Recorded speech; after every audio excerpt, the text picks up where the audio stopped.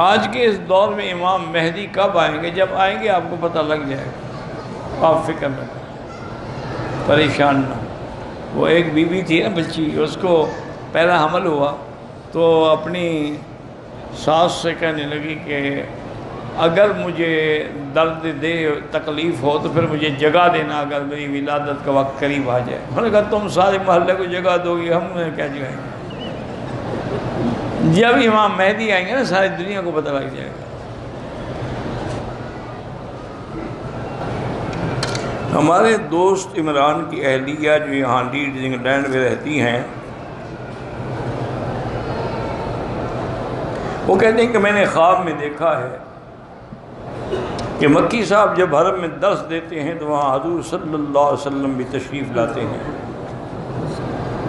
تو مجھے ان کی تصویر دیکھ کے بڑی خوشی ہو رہی ہے کہ جس کے درس کی تائید اللہ کے نبی فرماتے ہوں صلی اللہ علیہ وعلی آلہ وصحبہ وسلم تسلیما کثیرا کثیرا۔ بیٹی آپ کا یہ خواب الحمدللہ انشاءاللہ مبارک ہوگا، اور اللہ تعالی ہمیں دعا کریں کہ سرکار دو جہاں کی امت اور سرکار دو جہاں سے محبت اور سرکار دو جہاں کی شفاعت حشر میں، نشر میں، قبر میں نصیب فرمائیں۔ اللہ آپ سب کو بھی نصیب فرمائیں۔ بہرحال بعض مبشرات ہوتی ہیں۔ مجھے پہلے بھی ایک دوست نے، مجھے جہاں تک یاد پڑتا ہے اس کا نام احمد حسن ہے، ہو سکتا ہے مجھے غلطی بھی ہو، اس نے مجھے حرم شریف میں آ کے بیٹھ کے خواب سنایا۔ کہنے لگا جی میں نے، یا پتہ نہیں اس نے کہا میں نے یا میری بیوی نے، اللہ والا، اب کافی دنوں کی بات ہے نا، میں بھول گیا۔ خواب دیکھا کہ حضور صلی اللہ علیہ وسلم تشریف فرما ہے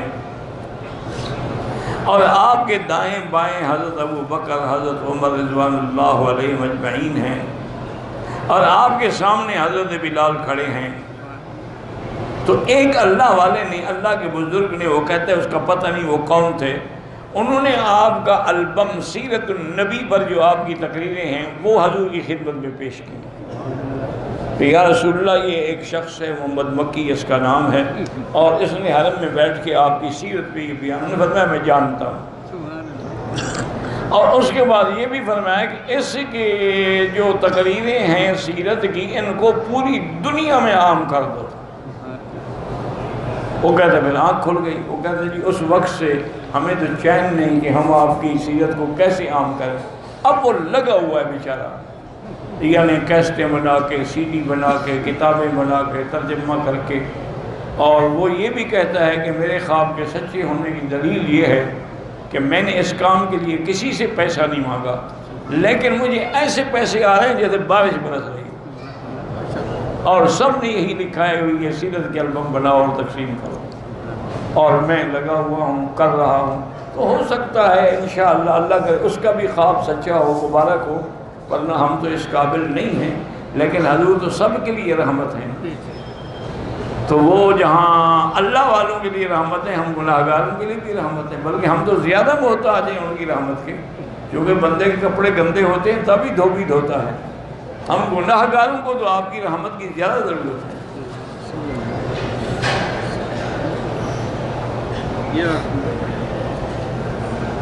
ہم 4 رکعت فرض پڑھ رہے تھے، 2 رکعت ہم نے پڑھی کہ ساتھ اسی فرض کی جماعت کھڑی ہوگی، آپ سلام پھیر دیں اس میں شامل ہو جائیں، یہ آپ کی نفل ہو جائے گی، تاکہ آپ فرض جماعت سے محروم نہ رہیں۔